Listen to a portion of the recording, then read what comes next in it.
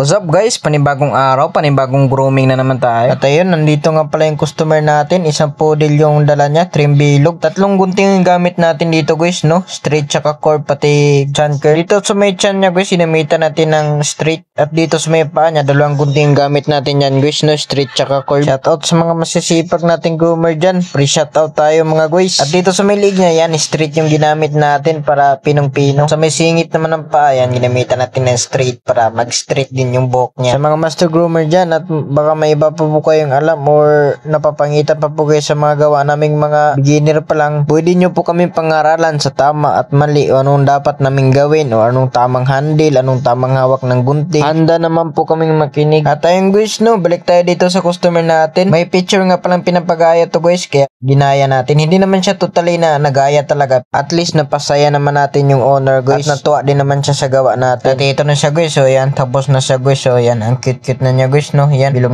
na yung katawan niya guys at yung mga paa niya guys, so tapos yung ulo niya guys. At sana nagustuhan niyo tong video na to at sana nagustuhan to ng owner yung gupit niya. Kahit hindi natin nagaya, at least napasaya natin siya. Ayan, ano napapakute.